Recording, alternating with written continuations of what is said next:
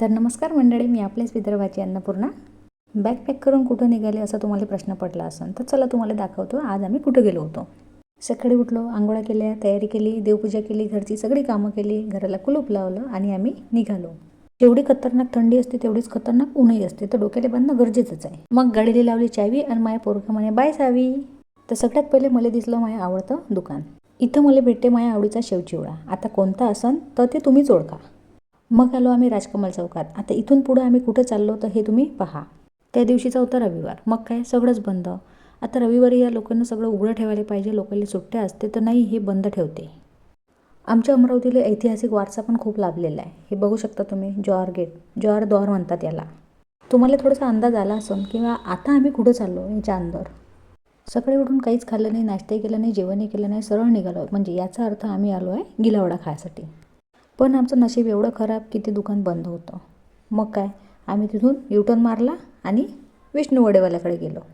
रविवार आहे, सगळं चालू ठेवायला पाहिजे, तर नाही, काय माहीत हे लोक काऊन बंद ठेवते. हे पाहून घ्या तुम्ही किती गर्दी असते. तर लोकांचा सडा असते गिलावडा खासाठी.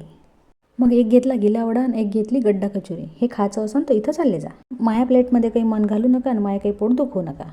माया पोराला पाहिजे होती पाणीपुरी, पण ती काही तिथं भेटत नाही. मग आम्ही त्याच्यासाठी पहिले गेलो दुसरीकडे पाणीपुरी खायला.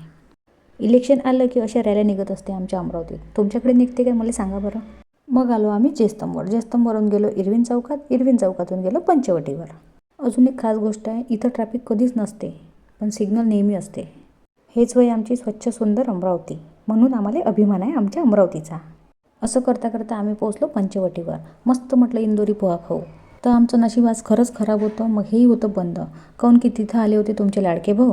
आणि मग आम्हाला प्रश्न पडला की आता काय खाऊ. तर आता आम्ही गुगल मॅप लावला होता की काय फेमस आहे हे पाहासाठी.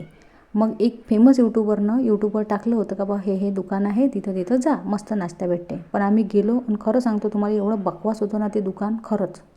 म्हणजे तिथची सांबारवडी तर चांगली होती, पण दुकान ओ माय गॉड, मी तुम्हाला नाव नाही सांगत, पण तुम्ही सर्च करून घे जा. ते सांबारवडी खाऊन तर आमचं मूडच निघून गेलं. मग माझ्या पोराला पाहिजे होती पाणीपुरी, तिकडे गेलो तर ते पाणीपुरीवालाही बंद होतं. आज म्हणजे सगळं बंदच होतं. परत आलो आम्ही राजकमल चौकात आणि तिथं गेलो मग शिवशक्तीमध्ये. तर इथली जी लस्सी आहे, आईस्क्रीम लस्सी, तर ते आम्हाला कधीच नाराज करत नाही.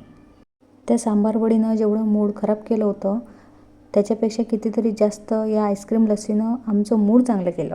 जर तुम्ही आयुष्यात कधी अमरावतीत आले तर राजकमलवर नक्की जा आणि शिवशक्तीमध्ये भेट देऊन आईस्क्रीम लस्सी नक्की खा.